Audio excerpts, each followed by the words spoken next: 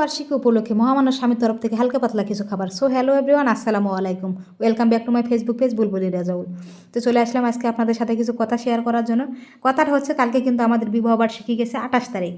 তো কালকে আমি ভিডিও পোস্ট করতে পারি না, কারণ কালকে আপনাদের ভাইয়ের ডিউটি ছিল দুপুর 2টা থেকে রাত 10টা পর্যন্ত। সে বাসায় আসতে আসতে প্রায় 11:15 বেজে গেছিলো। সে কারণে আমি এত রাত্রে ভিডিও পোস্ট করি না, সে কারণে আজকে আপনাদের সাথে শেয়ার করতেছি। তা আপনাদের ভাইয়া প্রতি বছরই বিবাহ বার্ষিকীর দিন আমার জন্য কোনো কিছু একটু আনে, মানে আমি যেগুলো একটু পছন্দ করি আমাদের এনে খাওয়াই। তো দেখেন, এই যে এখানে আমাদের জন্য কাচ্চি আনছে আর হলো মিষ্টি আনছিল। তো আমরা তিনজনে মিলে একটু মজা করে খাইছি, আমার ছেলে আমরা দুইজন, এটাই আমাদের কাছে অনেক কিছু।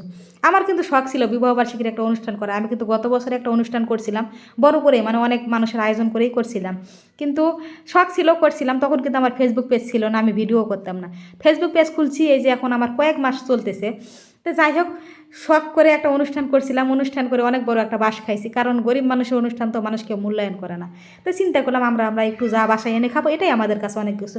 তো ধন্যবাদ সবাইকে, সবাই দোয়া করবেন আমাদের জন্য। খুদা হাফেজ।